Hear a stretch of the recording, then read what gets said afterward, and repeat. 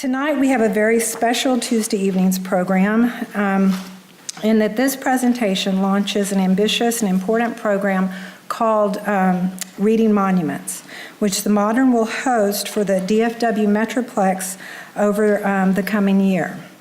Reading Monuments is the brainchild of curator, writer, and artist Dr. Noah Simblist, who is now the chair of painting and printmaking as well as associate professor of art at Virginia Commonwealth, Richmond in Virginia. Prior to which, Noah was department chair of art and art history at SMU, where he did a lot of fabulous things, including co-curating and co-producing New City Future Ruins, a convening in 2016 that invited artists, designers, and thinkers to reimagine and engage the extreme urbanism of America's Western Sunbelt. Noah's work focuses on art and politics, specifically the ways in which contemporary artists address history. Curatorial projects include emergency measures at the Power Station in Dallas, queer states at the Visual Arts Center in Austin, and false flags with Pelican Bomb in New Orleans. There is so much to say about each of our special presenters tonight, but I'm going to keep it brief for the sake of the program itself. Working closely with Noah and leading Reading Monuments here in the Metroplex is Lauren Woods, a conceptual artist whose hybrid media projects engage history as a lens by which to view the sociopolitics of the present. Particularly pertinent to Reading Monuments, Lauren's work has explored how traditional monument making can be translated into new contemporary models of commemoration. Case in point being her installation Drinking Fountain #1, part sculpture, part intervention, located underneath the remnants of a rediscovered Jim Crow white-only sign at the Dallas County Records Building in Dallas. Lauren's work has been exhibited throughout the United States and internationally. She has been a recipient of grants and awards from numerous institutions, including the Creative Capital Foundation, the Tribeca Film Institute, College Art Association, Alliance of Artist Communities, and San Francisco Foundation. Here tonight with Noah and Lauren are Dr. Marvin Delaney, Associate Professor of History Emeritus, John Fullenwider, David Preziosi, I'm sorry, I should have practiced that. David Preziosi, Executive Director of Preservation Dallas, and I believe I messed up with John. John, are you the co-founder of, yes, I apologize. So John, who I mentioned, John Fullenwiler, is the co-founder of Mothers Against Police Brutality and a Take 'Em Down Dallas activist. And then we also have Doyle Rader, a freelance journalist and the author of Let's Turn Our Monuments into Collaborative Art Spaces, which ran in D Magazine. Now, everybody here deserves a much more thorough introduction, but again, for the sake of time, I've given you a brief introduction to Noah and Lauren because I think many in this audience know both of them, and then a briefer introduction to our other participants. But you have received a sheet of paper coming in that gives you their bios. And those bios, again, don't do them justice, it's just a glimpse. I will let Noah explain everyone's role. But suffice to say, we are honored and appreciative of each of these individuals' willingness to participate in tonight's presentation, as well as Noah and Lauren's hard work in making tonight a reality and all the work they have ahead of them in the ambitious and sure to be rewarding program, Reading Monuments. So if you would, please join me in welcoming all involved.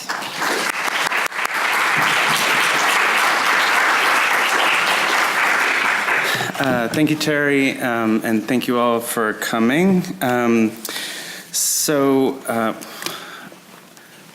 first going to put on a stopwatch. because we're a little bit pressed for time. We have a number of people to get through. And my job is basically to try to frame what we're doing here tonight in the context of this larger project and a larger set of issues. So first of all, thanks very much to Terry and the Modern for working on this project, and to Lauren Woods as well as being a collaborator. And thanks very much to our speakers this evening, who will say a little bit more in a moment. As Terry mentioned, this program builds upon a program that we did in October that was an introduction to some of the basic ideas of Confederate monuments, specifically with regard to the ways that we collectively remember traumatic past. That program included both Lauren Woods and me in conversation with Max Krokmal, who is an associate professor of history and director of the Center for Comparative Race and Ethnic Studies in TCU. So that program in October in the fall was meant to be a way to sort of lay the groundwork, kind of historically and theoretically, about the way that we think about memory, memorialization, and history in its largest sense in relationship to Confederate monuments. Tonight's program is meant to build on that in a slightly more practical way, to think about that backstory as a way to introduce this larger project, which Terry mentioned, Reading Monuments, which I'm going to explain its structure in a moment. But what you're going to hear tonight are a series of voices, a range of different viewpoints that start to give an impressionistic picture of how we can think about this issue, and actually how we can think about a range of different issues in one space, within a space of civil discourse that also exists within an art environment. Reading Monuments is a coalition of reading groups in southern U.S. cities that deals with both the legacy and the future of Confederate monuments. These cities include the Dallas-Fort Worth Metroplex, Richmond, Virginia, Atlanta, Georgia, and New Orleans, Louisiana. Participants are going to read journalism, history, and theory to unpack questions of memory, memorialization, monumentality, and the ways in which physical objects and spaces signal historical trauma. These questions will be addressed in local, regional, and global contexts, with the assumption that reading, as a practice, allows for text to become a common object for civic participation. The structure for this exists somewhere between a book club, a think tank, and an academic course. It's predicated on the value that advanced forms of scholarship can be broken down into understandable and useful tools for everyday citizens to use in their communities. It's inspired in some ways by Pedagogy of the Oppressed, a book written in 1968 by the Brazilian educator and philosopher Paulo Freire. This project is also guided by Grant Kester, an art historian in Southern California, who has a notion called Dialogical Aesthetics. Kester describes a genre of artworks by artists that use conversation as their primary medium, such as Suzanne Lacey or the Harrisons. Kester defines dialogical art practices as those that are predicated on reciprocal openness. He suggests that aesthetic perception is a mode of being in which we transcend our specific identities as subjects, including our desires and self-interest, and see things from other points of view. Furthermore, he suggests that conversation has this potential and thus can be treated as an aesthetic practice. Like Kester, Reading Monuments treats discussion as an aesthetic form. The goal of Reading Monuments is for every participant to see their particular point of view in relationship to perspectives broader than their own. Reading Monuments will include conversations about art practices including sculpture, conceptualism, performance, and time-based works that can be useful models to think about monuments and memorials. This dimension will be highlighted in the reading group and the culminating public programs. Examples of performance, conceptually based practices, and time-based media like works by the artist Krzysztof Wodiszko, will be presented to the general public to think more broadly about what constitutes a monument. This expansion of conversations around medium is meant to challenge traditional notions of media with regard to monuments, which often assume that a monument is always a bronze figurative sculpture on a stone pedestal, and that text only functions as contextual framing through conventional signage. Each city will have a discussion leader that will design the syllabus for their group, including common text to the coalition and variations reflecting particular local issues.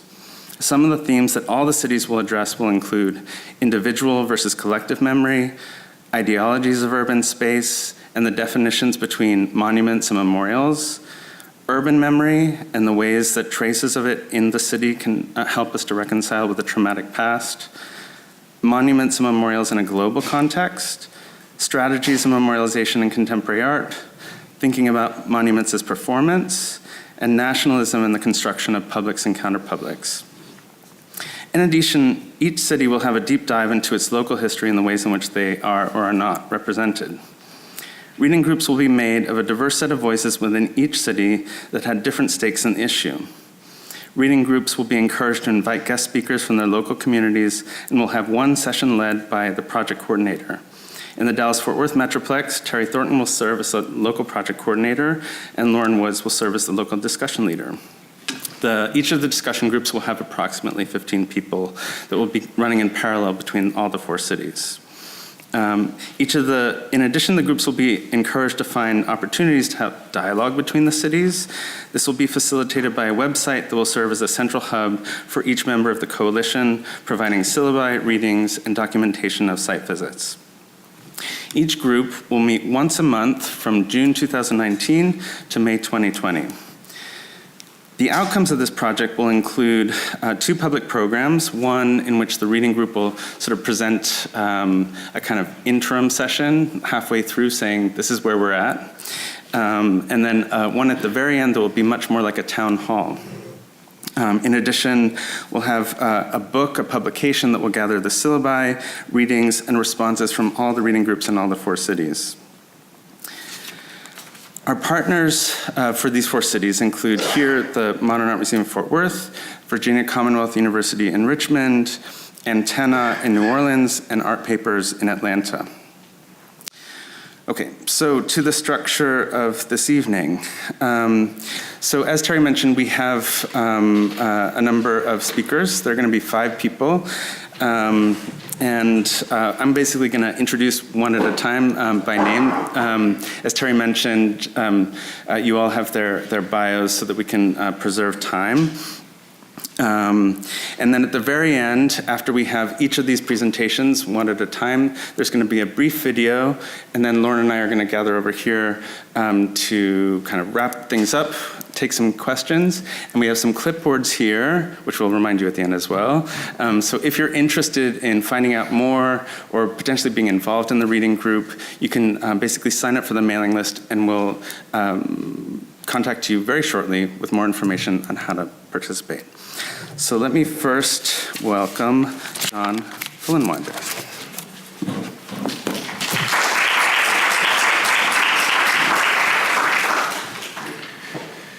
Good evening. I'm going to share with you an op-ed piece that I wrote for the Dallas Morning News in 2015. And the title of it was, "Dallas Needs a Conversation About Confederate Monuments." I got involved in this particular struggle after the shooting on Wednesday, June 17, 2015, of the pastor of Emmanuel AME Church and 8 other parishioners who were in a Bible study class. The pastor's name was Clementa Pinckney. And a young white supremacist Confederacy lover went into that class and shot the 9 people there dead. 10 days later, an activist in the state capitol there at South Carolina named Bree Newsom climbed the flagpole and took down the Confederate flag, which the legislators had said for years could never be taken down. And 3 days after that, and when we saw that action by Bree Newsom, I called one of my best friends and asked her if she'd like to take down the Lee statue in Dallas's Lee Park. It was only a 4,000-pound statue, but we were determined to do some action. And so on the 30th of June, which was a Tuesday evening, we did a symbolic takedown of that statue. And I think probably the movement in Dallas was reignited at that time. So this essay was published September 10th, 2015. What should be done with the statue of Robert E. Lee at Lee Park in Dallas? the elementary schools named after Lee and other Confederate generals, and street names that honor the Confederacy. Inspired by Bree Newsom, who took down the Confederate flag from its pole at the South Carolina State House, I organized the recent undedication of Lee's statue. At that symbolic takedown of Lee, we advocated honoring freedom fighters of the era, such as Harriet Tubman and the abolitionist movement. Around the country, the Confederate flag is being retired in many places. Alabama's governor ordered it retired, for example. The flag in Columbia was quickly replaced after Newsom was arrested, but the South Carolina legislature voted to remove it. At the University of Texas in Austin, students and faculty have rallied to remove the statues of Jefferson Davis and other promoters of slavery, and some of the statues have been vandalized. Why do these divisive symbols dot the landscape throughout the former slave states, many erected generations after the Civil War? Why in Dallas are 3 schools named after Confederate generals, but not one after a Union general? Dr. Marvin Delaney, distinguished historian and chairman of the history department at University of Texas at Arlington, teaches a course in what he calls public history that critically explores monuments and memorials. He explained to me that his class examines how, in the early 20th century, the United Daughters of the Confederacy built hundreds of monuments across the South, and even in places such as Montana, allegedly to honor Confederate soldiers. The more specific goal, though, was to rewrite the cause of the Civil War. Dr. Delaney explains it this way, quote, "They labeled these monuments with high-sounding phrases like honor, courage, and bravery, and ignored the fact that these soldiers were fighting to defend slavery and secession. While the South lost the Civil War, as a result of the UDC's efforts, it won control of the landscape and how the Civil War was interpreted and remembered." He told me that the episode is a classic lesson in how myths carved in stone, bronze, or marble can distort our understanding of the historical facts. Baltimore Mayor Stephanie Rawlings Blake announced in June that she'll convene a commission of experts representing art, history, and community organizations to lead research and public conversation about the city's Confederate monuments and to make recommendations for their removal, preservation, or for changes in their presentation, such as new signs and statues of other historical figures nearby. UT Austin President Gregory Fenves has appointed a committee to review the status of a campus statue of Jefferson Davis. Can we have this conversation in Dallas? What history do the monuments teach? A public dialogue about the statue of Lee might begin with the fact that nowhere on the pedestal or the plaza is slavery mentioned, even after the 1991 restoration. Dallas Mayor Mike Rawlings should follow Baltimore's lead and establish a Civil War Monuments Commission here. If there were a consensus on the future of Confederate memorials in Dallas today, not likely the case, we would still need a decision-making process. A commission could develop that. More importantly, we need a course in public history to help us navigate the uneasy present. A citywide conversation about who has and who has not been honored with public recognition might teach us all something about the long shadow of slavery that still hovers over Dallas's parks and schools.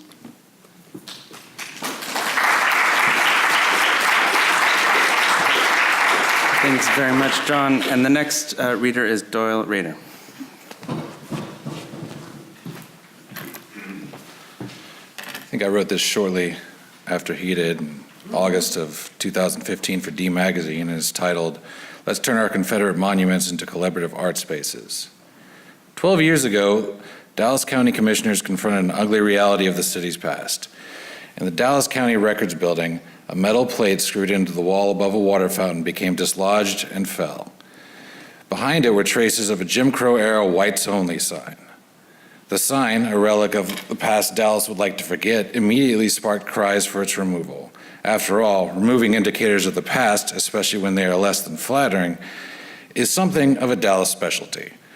However, the Commissioners Court, in an effort spearheaded by John Wiley Price, voted 4-1 to keep it. A plaque was placed above the sign detailing its history and explaining the reasoning for its continued display. The Dallas County Commissioners Court has chosen to leave the remnants of this sign in its original location to remind us of the unpleasant portion of our history, the plaque reads. If we cannot remember it, we will not learn from it, and we will not appreciate or respect the rights and the responsibilities that we enjoy. In 2015, artist Lauren Woods wanted to go beyond that plaque. Her idea was to turn the water fountain and the remnants of the whites-only sign above into a teaching opportunity. She proposed that the fountain become an art installation.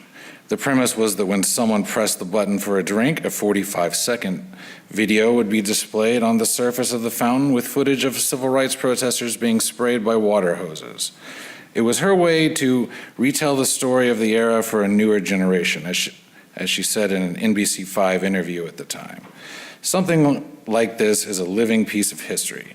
In a museum, it can act as a tombstone, which can create a sort of apathy and distance. 8 years later, Wood's installation, Drinking Fountain Number 1, was finally unveiled.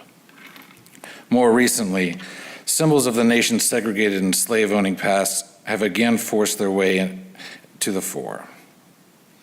And just with the water fountain, many are calling for their removal. In some instances, like taking down Confederate battle flags in front of government facilities in South Carolina and Alabama, removal is warranted. Locally, the desire to expunge the Confederate past has been echoed with cries to remove monuments to the Confederacy. There have been online petitions calling for their removal, as well as outright defacement. The statue of Robert E. Lee in the park of the same name in Oak Lawn was spray painted with the word shame, and the Confederate Soldiers Monument on the south side of the old courthouse in Denton Square was met with a similar treatment. "This is racist" was scrawled in red across it. The vandalizing of these statues reflects the controversy in which they are steeped. Why should symbols of the Confederacy hold a place of prominence in our society in 2015? Though widely condemned, these monuments continue to stand, often very publicly, as reminders of a dark past. But while the reasonable solution for many is to simply remove the monuments, perhaps, as with the water fountain, destroying these kinds of reminders misses an opportunity to learn from that difficult history. Dallas's history of segregation is not often spoken about. As a southern city, most know that Dallas was firmly rooted in the Jim Crow South, but just how entrenched it was frequently overlooked. The lynching of Alan Brooks in downtown in 1910, the prominence of the Ku Klux Klan in city politics and beyond, and the integration of public schools in 1971, 17 years after Brown v. Board of Education, are either conveniently ignored or considered taboo. Public schools are still effectively segregated. Less than 10% of students in DISD are white. These are just a few examples of the city's racial history, but Dallas's segregation is not limited to the past. Rather, the city's history factors heavily into the present divide between North and South Dallas. Yet this correlation is drowned out by the promise of the future that continues to bellow from various city leaders. Dallas's attitude towards its past seems to suggest that there is no need to examine how we came to be. John Wiley Price and the county commissioners were right to leave the remnants of the whites-only sign up in the Records building in 2003. It gave Dallas the rare opportunity to confront its past. City officials today should follow their example. It would be remiss of them to heed the calls to remove the imagery of the Confederacy that still exists. Instead, they should be used as a tool with Drinking Fountain Number 1 as the benchmark. Open the Confederate statues and memorials to artists' interpretations. Wood's direct, unfettering installation of the water fountain is precisely the approach that should be taken with these monuments of the past. Let them be transformed into teaching opportunities rather than remain symbols of oppression. While the subject matter may remain offensive to some, it's important that it be confronted and discussed openly rather than complacently unseen or worse, forgotten.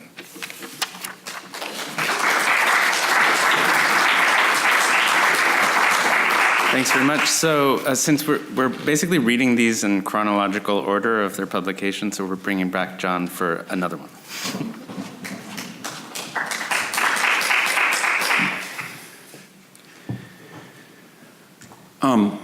After a couple of years of agitation to take down the Robert E. Lee statue, we found ourselves in the summer of 2017, and we had a rally with 3,000 people, a rally against white supremacy on City Hall Plaza, and called for the removal of the Lee statue and the other monuments. That rally came a week after the Charlottesville, Virginia protests where one young woman died and several others were injured. On September 6, 2017, the City Council did vote to remove the Robert E. Lee statue, and a week or 10 days later it was removed and has been in storage ever since. So we thought maybe there would be and the mayor finally did do the commission idea. Of course, I was against it at that point. I just wanted to tear them all down.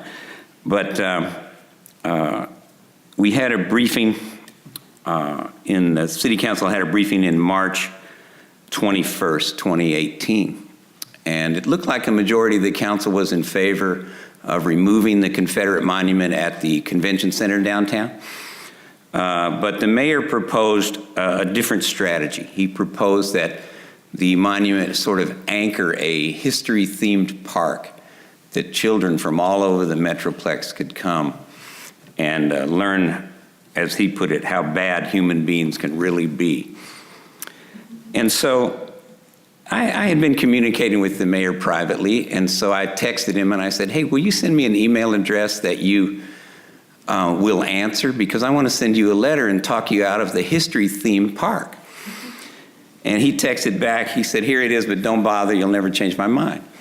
And so I thought, okay, I'll just write him an open letter. And so this is an open letter to Mayor Rollins that was published in the Dallas Morning News on March 27th, 2018, under the title, 4 Reasons That Adding Context to a Confederate Statue is Absurd. Dear Mayor Rollins, you have proposed that we preserve the Confederate monument at the convention center and build a, quote, history park around it. The idea has some merit, not unlike the Freedom Trail one can walk in Boston. But despite your good intentions, the idea fails miserably as a rationale for maintaining the statues of Confederate leaders. Why? Here are 4 reasons. Number 1, contextualizing the statues is not as simple as it may sound. The cluster of statues, if you haven't seen this monument, it's the President Jefferson Davis and 3 generals, a little bit bigger than life-size, up on pedestals, and then there's a 60-foot obelisk with a Johnny Reb figure on the top. The cluster of statues around the 60-foot obelisk dominates the landscape of the cemetery and will continue to do so despite the message on an explanatory marker. Number 2, what would such a plaque say? For example, this memorial glorifying the leadership of the Confederacy was erected in 1896 to assert and celebrate white supremacy. Today, we do not glorify Confederate leaders or endorse racist ideas, but we have preserved these statues so that the children of Dallas will learn how horrible people can be. It sounds absurd because it is. The Freedom Trail in Boston does not include a towering statue of King George III. Number 3, the fallacy of this monument anchoring a park about, say, the ongoing struggles for freedom is evident in the experience of the Holocaust Museum. This museum unflinchingly examines evil in history by lifting up the full humanity of the victims of Nazism and documenting the actual facts. This is the kind of park exhibit you seem to have in mind. However, the presence of a Confederate monument is comparable to placing a 60-foot statue glorifying Hitler and surrounded by statues of Himmler, Goebbels, and Speer. Similarly, we did not place statues of the hijackers at the National September 11th Memorial.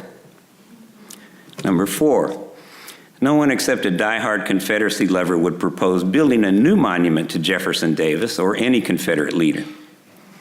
But why not? Because monuments and statues honor their subjects. That is their message. The museum in Hiroshima honors the victims of the bomb. There are no statues of the crew of the Enola Gay. Since you would not propose building a new Confederate statue memorial for any purpose, and you wouldn't, nor would any other public official, there's no justification for preserving the existing tribute to Confederate leaders.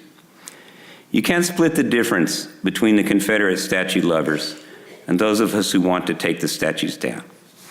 Why do the lovers of Robert E. Lee and the, quote, heritage of the Confederacy now support keeping the statues as, quote, reminders not to repeat the past, quote, or simply as history?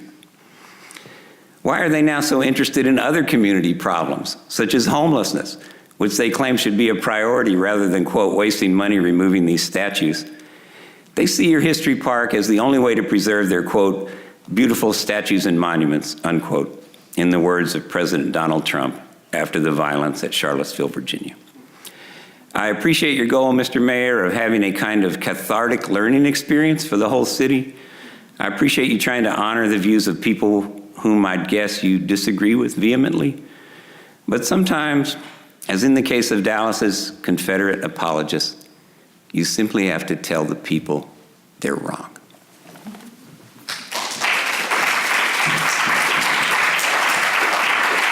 Thank you. So now I want to bring up Dr. Marvin Delaney.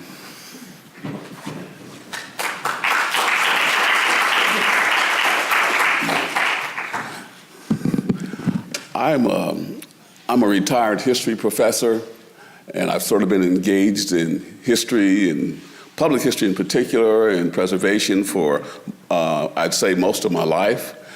And so when John came to me, I guess in 2015, to talk about removing the Lee statue in Lee Park in Dallas, I was on board with it because I'd spent 14 years in Charleston, South Carolina. And again, Alabama, from which I am from, claims to be the heart of Dixie. It's not. Charleston is the heart of Dixie. And as you know, Charleston is where the Civil War started. And we spent, when I first got there, about 5-6 years getting the Confederate flag removed from the State House in Columbia, South Carolina, down to the Confederate Soldier Monument. Then, of course, they had to guard it 24 hours a day in order to keep people from vandalizing it. Then, of course, as John said, they finally took it down in 2015, and it took the lives of 9 people to get it down. I've taught public history also for about 10 years. And one of the books I use is called Lies Across America by James Lewin, in which he looks at how statues, memorials, and monuments actually distort history. One of the famous chapters in the book is called No Confederate Dead, Invent Some. And that's where they stuck the Confederate monument in Montana, which was not even a state in 1861 to 1865. Didn't become a state to 1889. But the work of the UDC was so successful that they placed these Confederate monuments and memorials everywhere in order to sell them, as I'm going to point out. This piece I wrote, and it was published in the Dallas Morning News online, first on February 2nd, and then in the print edition on February the 6th, actually is a sort of a summary of a larger 20-page paper I presented in 2017 called Lies Across the Landscape, Removing Confederate Monuments and Memorials in the South. The title they put on is called, As a Historian, My Instinct was to preserve Confederate monuments, but I changed my mind. For over a century, monuments dedicated to Confederate icons and the Confederacy have spread lies about the cause of the Civil War. The massive building campaign of the United Daughters of the Confederacy between the 1890s and the 1930s spread the myth that Confederate leaders and soldiers had fought for a just cause of freedom and liberty similar to the principles and ideals of our nation's founding fathers.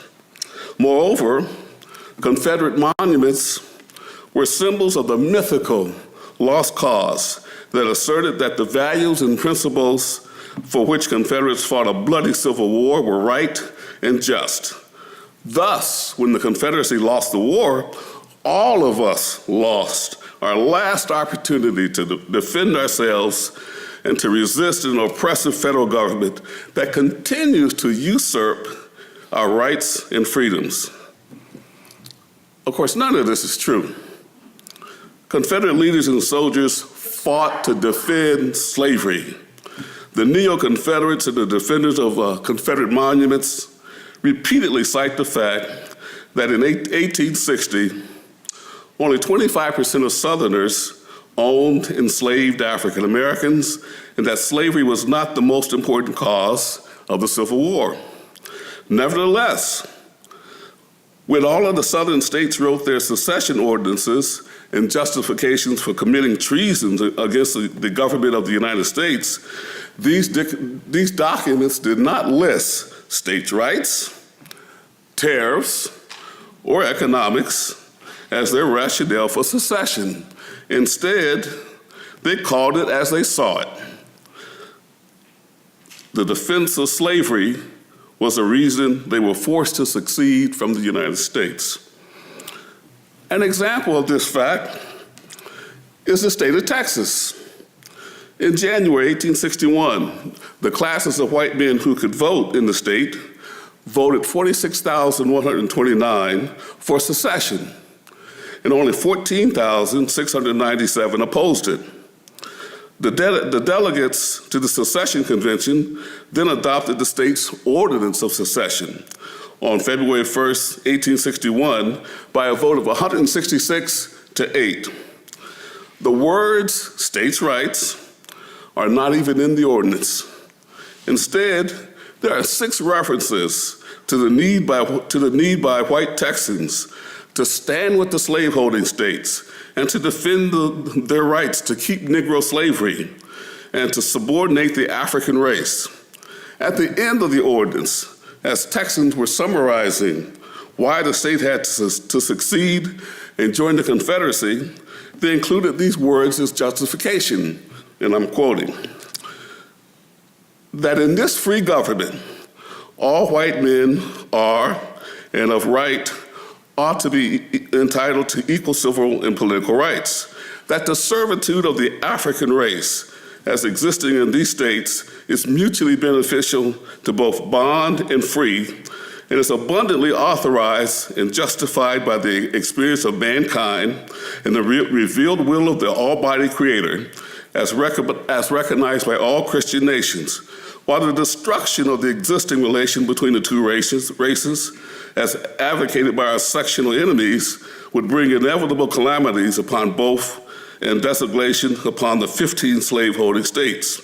By the succession of six of the slaveholding states, and the certainty that others will speedily do likewise, Texas has no alternative but to remain in an isolated connection with the North or unite her destinies with the South, unquote.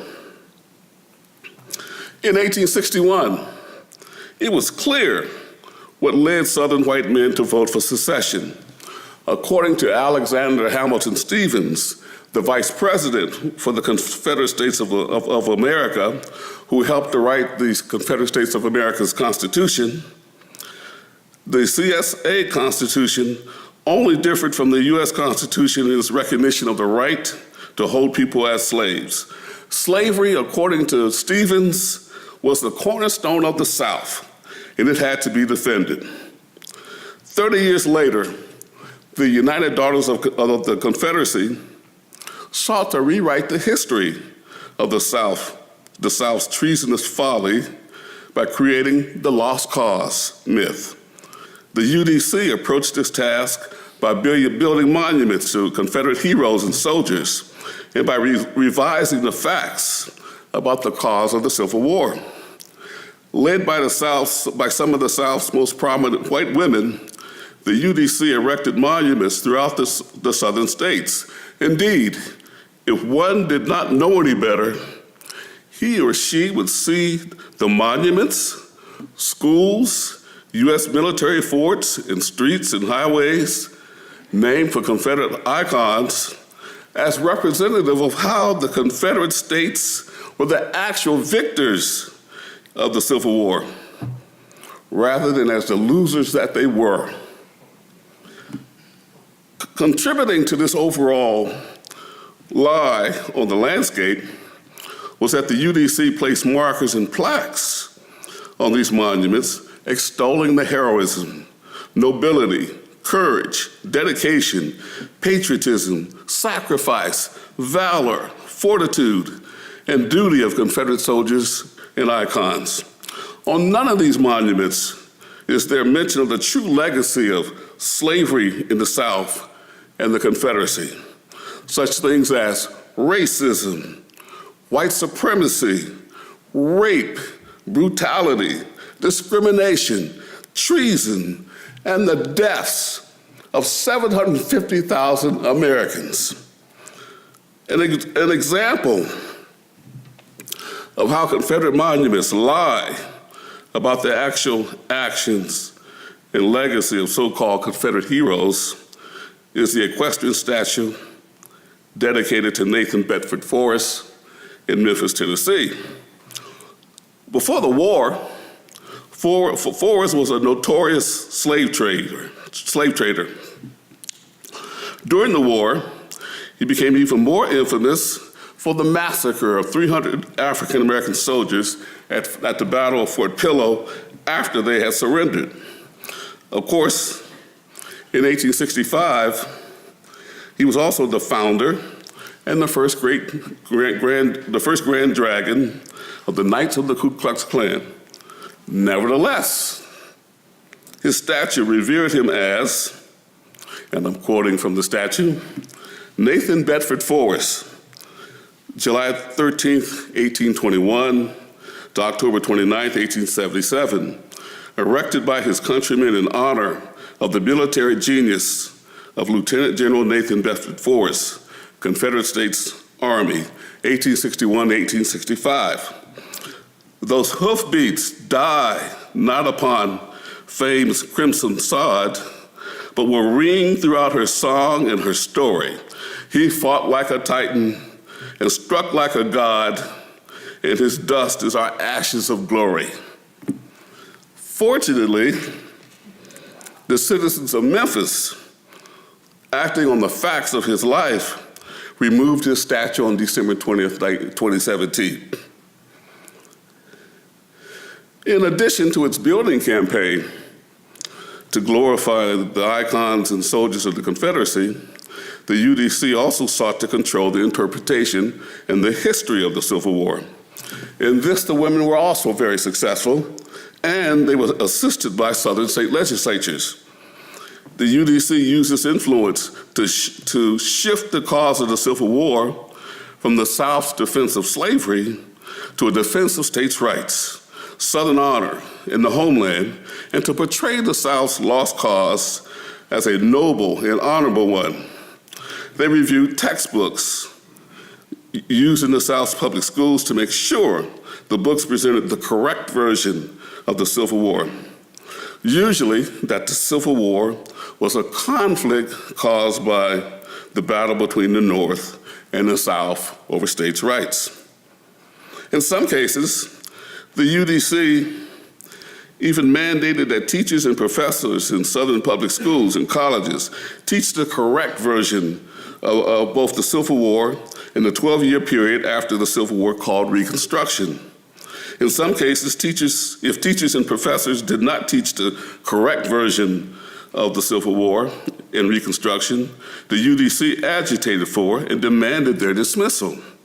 In many cases, even textbook publishers capitulated to the Southern version of the key events in American history and some teachers and students in the northern states thus then had to use textbooks that presented the lost cause version of the cause of the Civil War. I have spent the majority of my life as an advocate for historic preservation and truth. As a preservationist, I even advocated for the preservation of Confederate monuments, believing that all of us needed to see these monuments as historical evidence of the evil of the Confederacy and its defenders. But after taking a closer look at them and the historical lies that they present and perpetuate, and the reverence that they hold upon the nation's landscape, I was convinced that all of them need to come down. All of them should be placed in museums with labels and interpretive plaques that tell the true history of the Confederacy, its leaders, and its soldiers.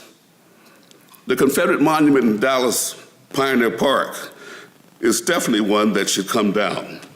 While the city did the right thing by removing the Robert E. Lee statue in Oaklawn Park, it has perpetuated and continued to lie that Lee, Stonewall Jackson, Jefferson Davis, and Albert Johnston are heroes and deserve reverence and a special presence on the city's landscape. They do not. They are traitors. They are men who caused the deaths, and I'll say this again, of 750,000 Americans over slavery. More Americans died in the Civil War than in all of the nation's wars, from the American Revolution to Iraq and Afghanistan. So why is the City Council afraid to remove these traitors from the city's landscape? Thank you.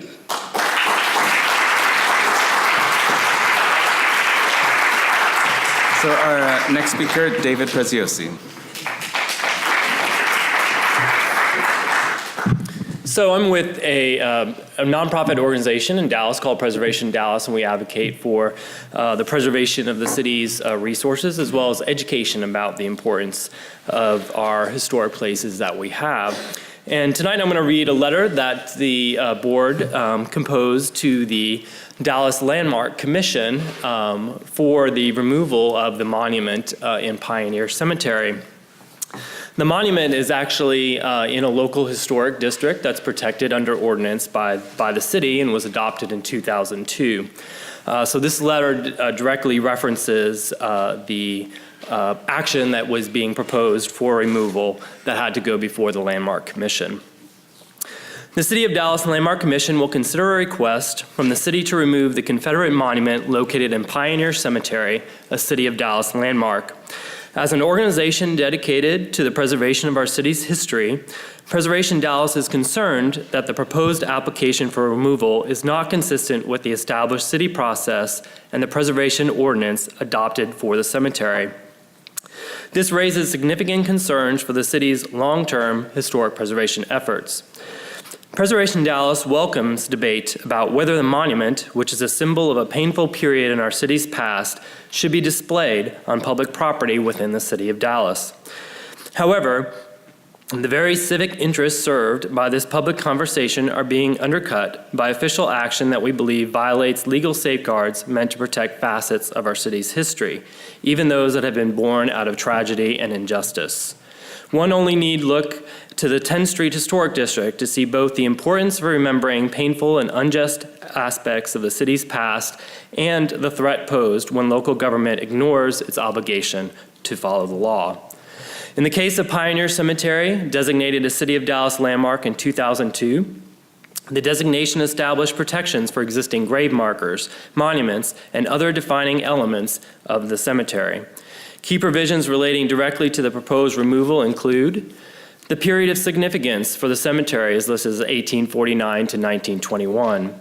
While the Confederate monument, identified in the ordinance as the Civil War Memorial, was moved to the cemetery in 1961, it was erected in 1896. This is squarely within the period of significance and was placed in context with other markers and grave sites from that period. Section 4.1 of the ordinance unequivocally provides that existing grave markers, monuments, and tombs are protected because the monument was already in place when the ordinance was adopted. It is a protected feature of the cemetery and therefore a contributing feature of the cemetery district. The district's boundary was purposely drawn to include the monument at the district's lower corner. The monument could have been easily left out if it was not considered significant to the cemetery or out of the period of significance. The monument's intentional inclusion in the district shows a specific legislative intent to protect the monument as a landmark. Moreover, neither the landmark designation report nor the ordinance identify the monument as non-contributing or outside of the period of significance. The certificate of demolition request runs counter to the clear language and intent of the Pioneer Cemetery District Ordinance and to the city's historic preservation ordinance. The request that the Landmark Commission reclassify a specifically protected feature of a historic district as non-contributing when plain text of the ordinance is directly contrary to this proposition violates important procedural safeguards and endangers the landmark districts throughout Dallas. Furthermore, the city's actions risk establishing a precedent that any protected historic features which fall within a landmark district's period of significance but were moved into place at a later date may be exempted from the ordinance protections. This is in violation of the city's own procedures. The mission of Preservation Dallas includes education about our collective history. It is our hope that the city would pursue opportunities to further understanding and awareness of the full history surrounding Dallas's connection to the Civil War and the struggle for civil rights. Whether through efforts to recontextualize the Confederate monument or other meaningful and substantive solutions, we must acknowledge that Dallas has long struggled to be a city for all. Preservation Dallas fully supports greater reflection, education, and opportunities for research on the city's history of racism and segregation and ultimately healing. Dallas has the ability to be a national leader, to move us forward into a future where people know the full story of the most troubling period in our country's history. And we would regret the city missing such an important opportunity. We urge the city to establish a location for this important discussion to continue fostering research and reflection and completing the history only partially told in our public dialogue. Thank you.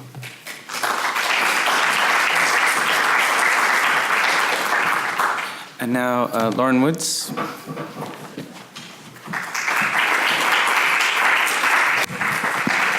Hi. So let me give a little bit of context. I'm going to read a public statement I made to the Dallas City Hall as part of a briefing on February 6, 2019, before the council made their final vote, which did end up in removal.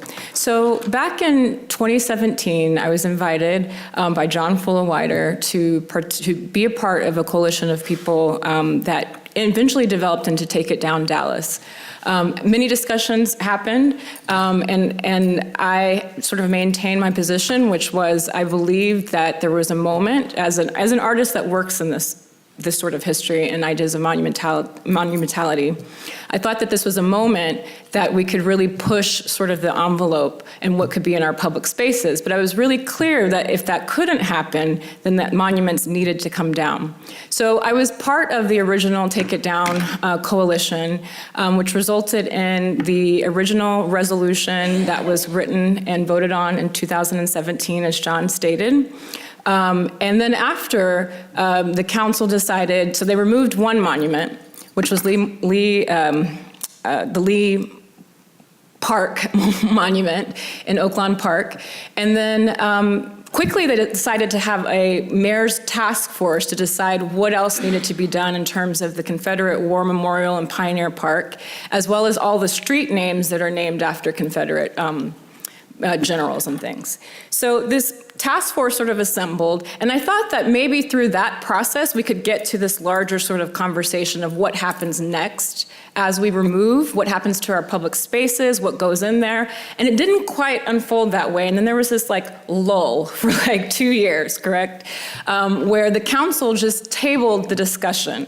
So they didn't move on anything. And that's where sort of John's second letter came in 2018, because there was talks about contextualizing the Confederate War Memorial.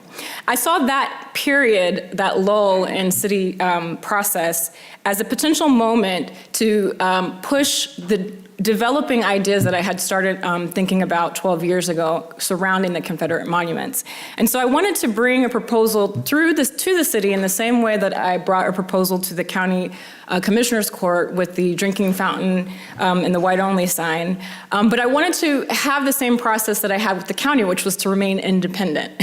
But the city is very different from county in terms of processes, which meant that I had to come through the city with this idea, with this proposal, which meant that a large part of my practice, which is involved in collaboration and dialogue and talking to people, had to remain off the record. So, and much to like my disagreement. So my friends in Take It Down didn't know that I had been working on a proposal that would come forth to the city. And then in January, I was contacted with about 2 weeks to say, we have to push through with this proposal, it's now or never. And for me, that didn't feel necessarily right. It didn't feel proper to my practice because I didn't get to talk to people about it beforehand.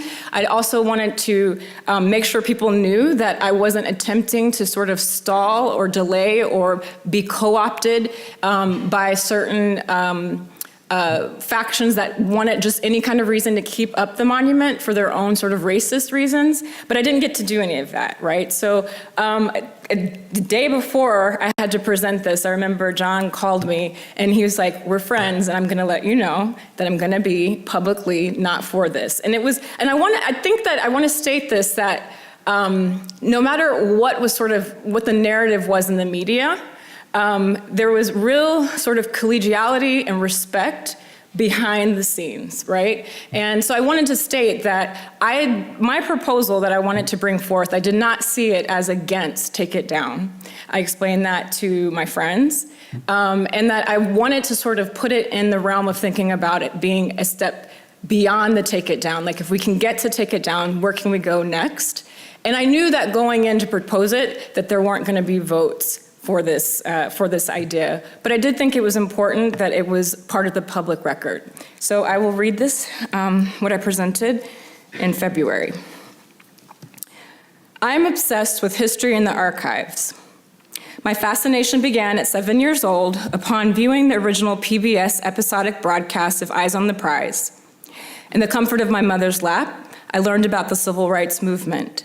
A defining moment in self-construction, finally, I had a context for the scar that still remains, even to this day, on my mother's right hand. It's a smooth aberration that I found comforting when I used to hold her hand. Despite all of our conversations about it years prior, I really began to comprehend the origins of that scar. The results of an elderly white man assaulting my mother, who was a child, when she dared to board a bus before him. It is James Baldwin that said, "It is the past that makes the present coherent." Those Sunday nights of viewing the visual tapestry at the intersection of history and cinema, public television, public memory, public art, allowed me deeper understanding of the world I was a part of. Somehow, I managed, despite the spectacle of violence, to take away something powerful. I began here. Good afternoon. My name is Lauren Woods. I am an artist, an educator, a cultural organizer, and a producer. The primary focus of my professional art practice is public memory that traces racial histories in the built environment. My work is research-based and utilizes dialogical exchange and civic engagement rooted in feminist process facilitation and racial justice work as drivers of product. That's a word salad, I know. So to put it simply, I make artwork for the public sphere that engages race and monumentality. 12 years ago, as a 25-year-old student, before the zeitgeist of this discourse emerged, I actually sketched out an idea for a proposal that would address Confederate monuments. Driving the idea at the time was the question of how to get people to look at and critically engage with what actually lives in our built environment. Prior to 2015, when the first public discussions around the issue began taking place in Dallas, these racist and propagandistic monuments had long been ignored by the masses for decades. My plan back in 2005 was to approach the city with a proposal after I launched a Dallas drinking fountain project to continue the work of racial and historical justice in the public symbolic realm. So I am glad we're here today and having this public discourse. I'm here to seek the Council's approval to develop a proposal to recontextualize the Confederate War Memorial. The project of recontextualization is not one of preservation or traditional contextualization. Traditional practices of contextualization involve placing a historical plaque next to an object to situate its place in history.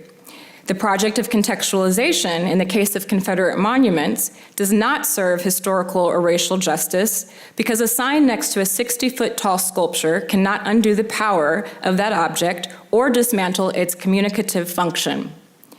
The technology of grand figurative monuments, such as the Confederate War Memorial, is such that pillars as symbolic symbols of power raise up the figure, usually white and male, with open chest and head high, to tower above all that come to view it. The body of the viewer is forced into a subservient power dynamic and symbolic awe. So, if contextualization means to place or study in context, meaning we acknowledge that these monuments were erected as part of a racist propaganda campaign, then the project of recontextualization goes a step further by extracting the object from its original context in order to introduce it into another context. Recontextualization implies a change of meaning, and therefore a new communicative purpose. The context I am proposing we continue to move towards is that of racial and historical justice rather than that of greenwashing. Yes, greenwashing. I'm appropriating this term that normally points to the deceptive use of green marketing by companies to promote the perception that an organization's products or policies are environmentally friendly. Today I use this word, greenwashing, very differently. This moment provides us with the opportunity for a radically transformative public moment. This moment provides us with the opportunity to be restorative and to pursue historical justice. To raise the monument, seed over the space with grass, and then plop down a park bench is definitely better than leaving this object as it is now. But I contend that it stops short in the movement to address structural oppression and history in the symbolic realm. It may not be whitewashing history, but it is greenwashing history. To quote D Magazine's Peter Simic in a 2017 article titled "A Better Solution for Dallas Confederate Statues," which points to a Dallas drinking fountain project as a model, quote, "But like the white-only sign, it is not enough to remove these markers. The monument should not be covered up but confronted, and as Woods managed to achieve with her water fountain project, what is objectionable about these monuments should not be mollified or amplified, but amplified. Because if we are ever going to come to terms with the reality of racism in America, the history must be confronted in its fullness. I contend that we confront this history in its fullness and go even a step further, which is to honor those who were and part of the protracted struggle towards a more racially, socially, and economically just society. The Council has voted on a resolution that Confederate monuments do not represent this city. If the Council is ready to remove this memorial, to decommission it, then the Council is signaling that this object is no longer sacred. And if this object is no longer sacred, then it can be used as material to create a new work that actually does the work that challenges the problematic ethos of Pioneer Park that is based in racial segregation and settler colonialism, and also addresses the hegemonic power and the structural oppression that we should all be striving to dismantle. The project of recontextualization calls for opening up what Pioneer Plaza has been symbolic of to include a more representative people's history. Missing from Pioneer Plaza today is the history of Black Dallas, Indigenous history, and Latino history at the very minimum. Given the current political climate on so many issues, we are forced into camps that take stances that reduce the complexity of our reality and cut off the possibility for transformative learning and education. So I want to clear up any prevailing theories about my appearance here, as published in a local weekly last summer, when the news became public that an artist was in talks with OCA regarding this issue. I'm an individual, an artist, a mother, a Black woman, with a vision and knowledge of the power of the symbolic realm. I have been considering a way to address Dallas's Confederate monuments for over a decade. I am professionally trained to understand the legacy and the impact of these objects as well as decode its technology. I am committed to the work of racial and historical justice. I am not part of any plan to delay or derail this movement to reckon with racist iconography, and my work is not one serving an accommodationist agenda. My hope is that the Council will not allow this to become cemented as solely an issue by which to divide among political camps, but to reclaim this moment, reclaim the opportunity that is afforded to us to push further. Political courage has gotten us to this moment thus far and can continue to render a potentially transformational public moment. It is the past and only the past that makes this present coherent. The public symbolic realm is one of the many powerful fronts that history gets written onto for the sake of posterity. Those who have naming rights of buildings understand the power of the symbolic realm. People who have their families' legacies folded into the built environment through parks, streets, and freeway naming understand the power of the symbolic realm. To have one's heroes carved out of stone and erected in the public sphere means something. To have one's history completely erased or be virtually non-existent in the public realm also means something. The people need the representation and sites of consciousness. And so to close, I understand everyone just wants to be done with this issue, but I ask the Council and the public, if you are tired after just 2 years of discussing this in public meetings and fights on Facebook, how do you think the people that endured the brutal institution of slavery that these monuments glorify felt? How do you think that people who lived through decades of terrorism and lynchings of post-Civil War America and Jim Crow felt? How do you think that Black people and people of color who watched these monuments be erected in Dallas, knowing what purpose they served, felt? Their struggle, their resilience, their triumph, their stories need to live in public memory. This moment of truth and reckoning that we now stand in, as well as our collective hope for an even more just future, needs to live in public memory. We can continue to build on the progress made thus far to create a generative, lasting, and teachable moment, a legacy for future generations that is worthy of the sacrifice of those that came before us. Thank you. When we talk about Confederate monuments, when we think about all of the oppression and discrimination all over the world, there is no monument to Hitler in Germany. So why should there be a monument to Confederate soldiers? If we're going to be a whole city, we have to face our past in this city as a community and not re-envision it, face it, and change it. I'm here to seek the Council's approval to develop a proposal to recontextualize the Confederate War Memorial. The project of recontextualization is not one of preservation or traditional contextualization. Traditional practices of contextualization involve placing a historical plaque next to an object to situate its place in history.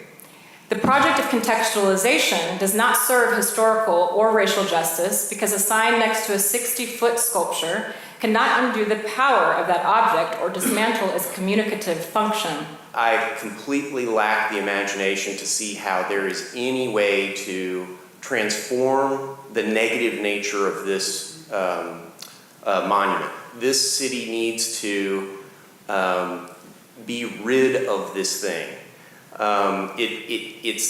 It certainly is not attracting any corporate relocations. And we've heard many passionate words from people who feel real hurt inside from viewing this monument. It's a solution, in my view, looking for a problem, a $480,000 problem. It's really a waste of taxpayer money. Are we really that arrogant that 15 of us say that we're going to make this call because we got the power? We're going to tear them down. We're just going to demolish them. Get that wrecking ball out there. Heard of all kind of incendiary things by colleagues on Twitter and Facebook and all. It's just, to me, madness to be able to usurp power in that way. Okay, thank you for coming.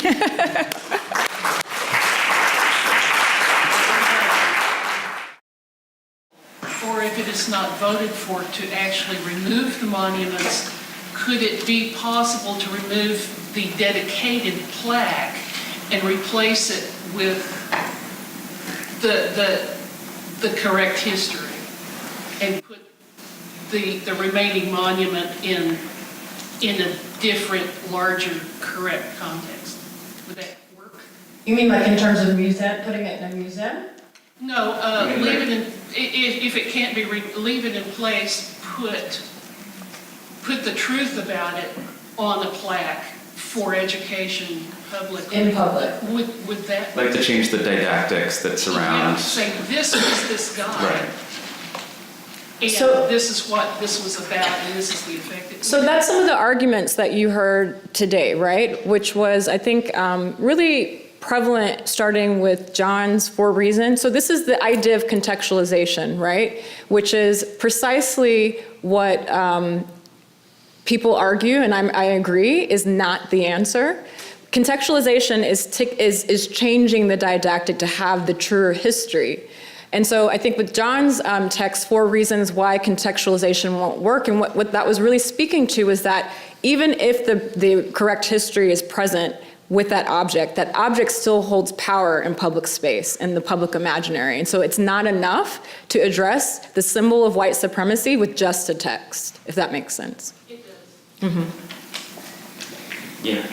Could you just summarize the status now? What was the response to the request? Is somebody open to a creative solution of some kind, or, where is that?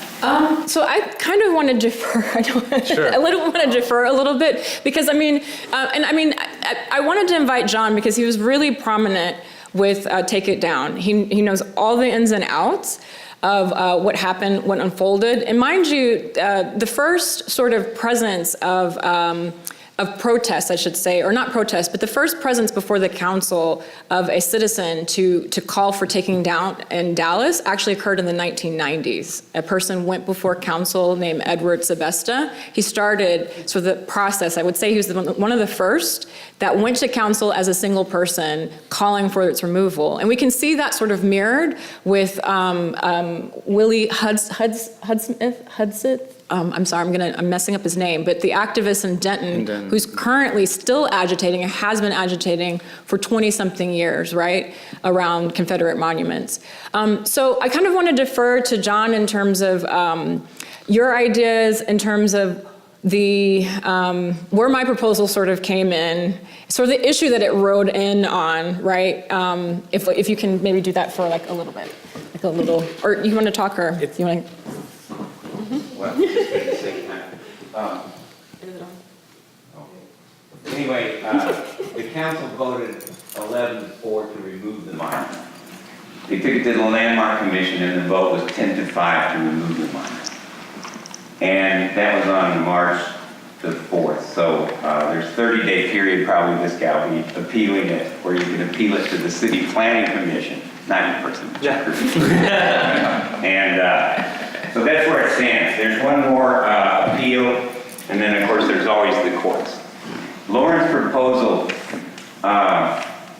because of the timing, just to be candid, because of the timing, we weren't interested in it. The Take It Down movement was not interested in it. And the council members that were on principle wanted to take down the statues were not interested in it. Well, behind the scenes they were. Well, but I don't know that. But not politically they were. In public, the people who voted to delay in order to see Lauren's proposal were the people who basically wanted to preserve their beautiful statues and monuments and thought they could use Lauren to do it. Of course, they don't know her the way y'all know her and the way you know her. But I'm just saying that's where that ended up. So after it, if the thing's removed, then I think it's over, I just want. I'm sorry. I just want to shift it a little bit because one of the most important things that we've talked about with this is that this is a project that is not meant to just be about Dallas or even Right. about Lauren. Right, like that it's actually about like a larger context, and there's a way where Dallas has had a really vibrant discussion that's actually been quite public that other parts of the Metroplex Have not yet. have not. And I think it's important to think about like how we're locating this in Fort Worth tonight, and to think about how that conversation, how a conversation in this place and in other parts of the Metroplex can actually be in dialogue with that discourse, right? And to open it out. And then, furthermore, to open it out in relationship to other cities.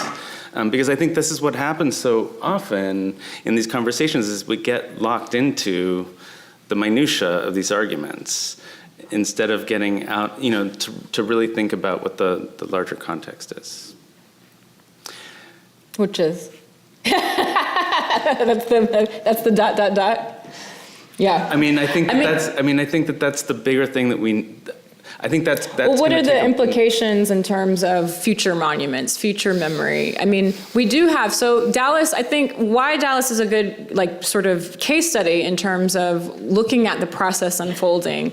It still remains what's going to happen in terms of Fort Worth. Denton has made some decisions that don't seem like it's the proper, or that it should be over.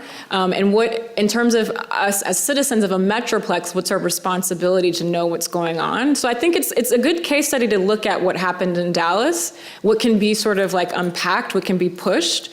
And then we also have to think about the monuments come down, but should we really step off of this issue when literally there's a footprint, a hole, a pedestal, anything that's there that signals its absence, that's an opportunity to put something new there, and what happens then, right? So I would like to advocate for that this issue isn't over yet. If we care about public memory, public art, then we have this opportunity to address these spaces still.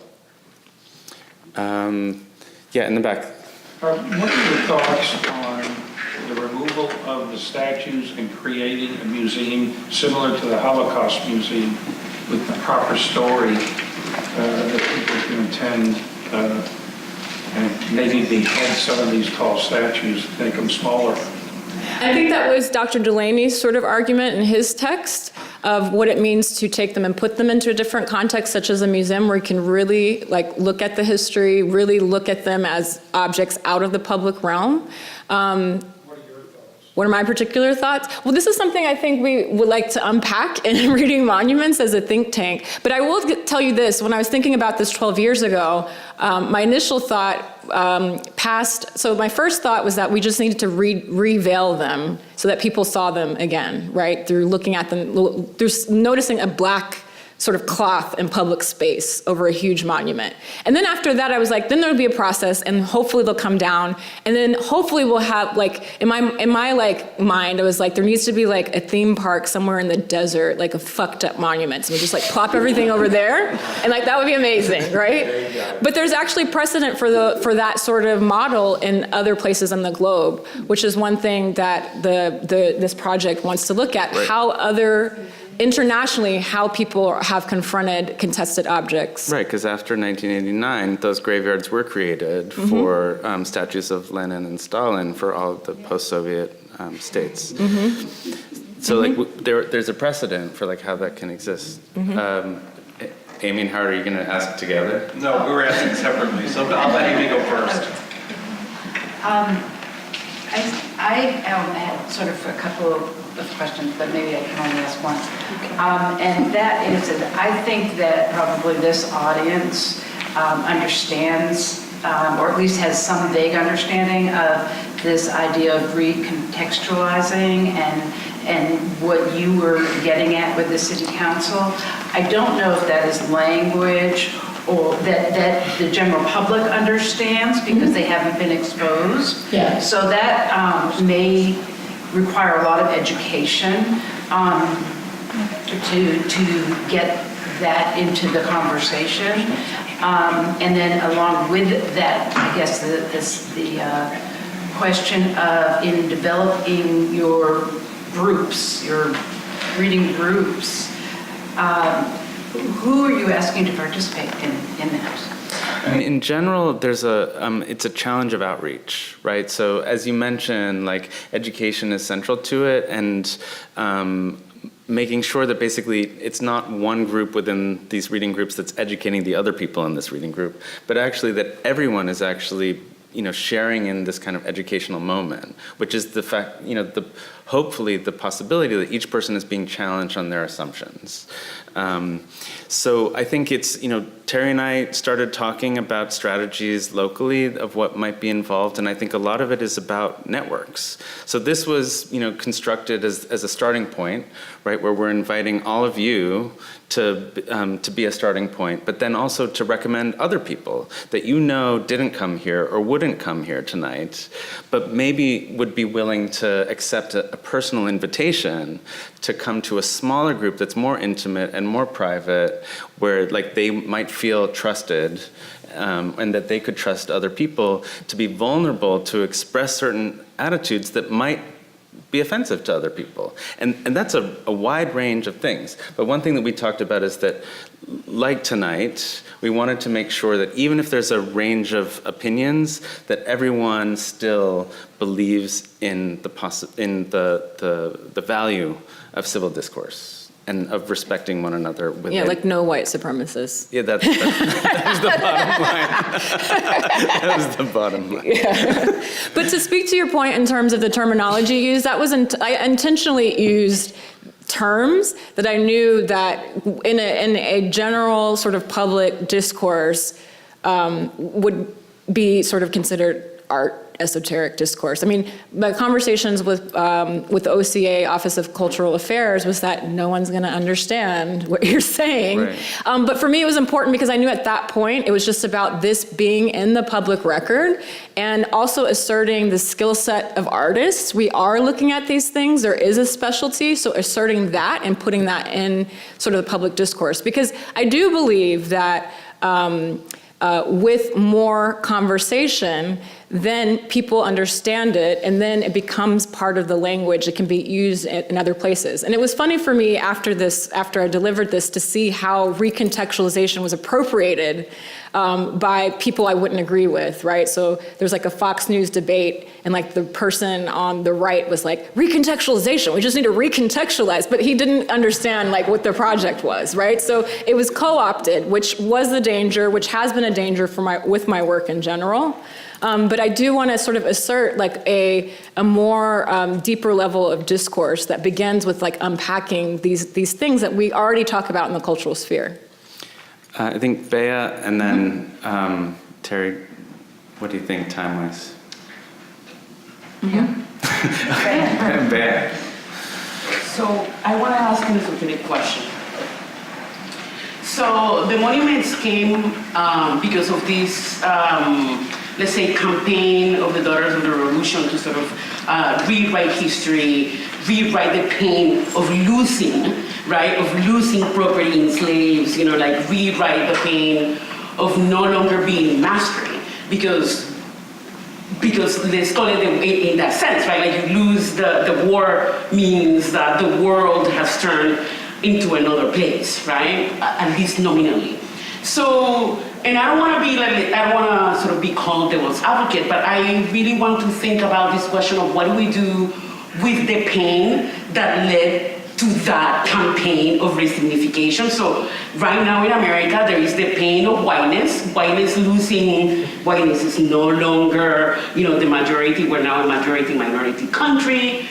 Here I am speaking my voice with my heavily accented body. You know what I mean? So what do we do with this pain? And I think that the pain of not letting go of the statues and like all of that kind of stuff is a particular kind of pain that I think that we need to address. And that is the pain that makes the history today, which is about continuing to kill the black body. So it's a question of the history of the past, right, that leads to this campaign of resignification through monuments. But what do we do with the history of this kind of thing? And how do we, not necessarily monuments, but is there a way to represent that is beyond killing the black body? You know what I mean? I think that there is the other question, that there is no outlet for that kind of let's call it maybe white paint? Yes. I do have answers. I have answers.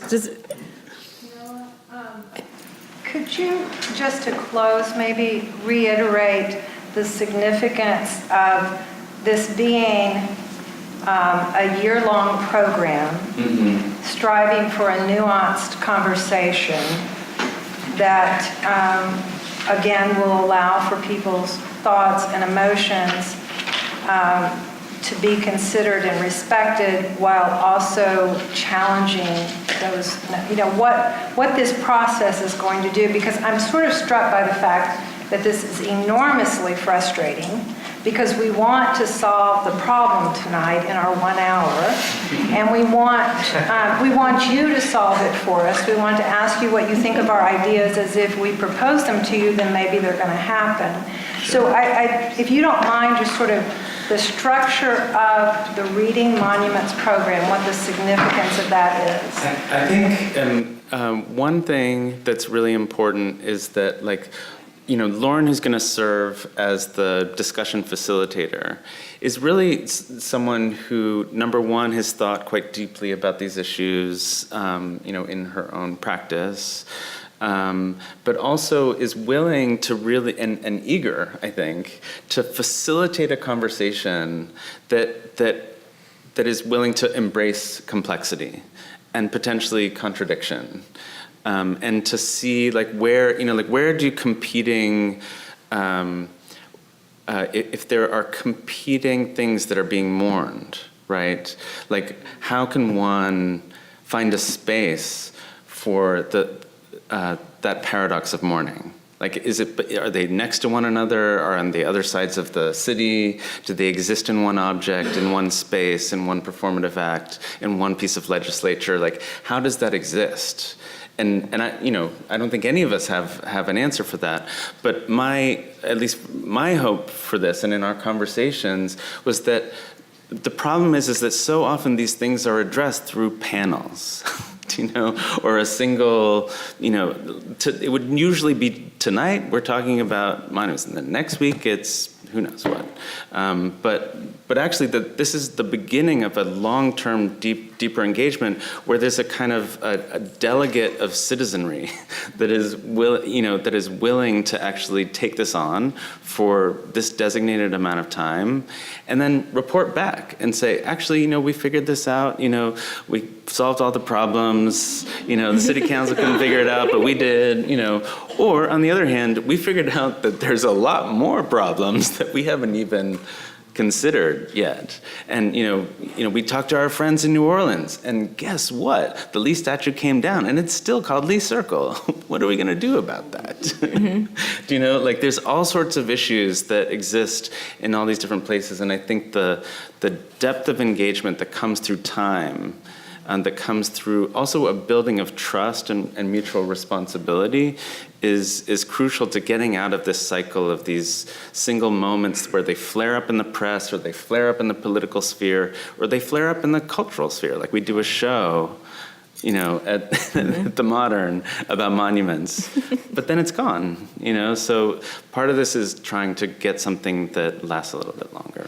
Yeah, and I think also, in terms of my interest, the commitment for that to be material that causes a sort of active civic life, right? So it's not just discussing for the sake of discussing, but discussing to really start to insert back into the public sphere what comes out of it, what comes out of a think tanking and dialogical process. So that's a great question, right? Which I think that is not limited to Confederate monuments, that has impact in real policy and things happening right now. And it shouldn't only remain to politicians to talk about these things in the limited time that they have on the horseshoe for flashpoints and press, right? I think we have a responsibility to push the discourse and push action that results from discourse.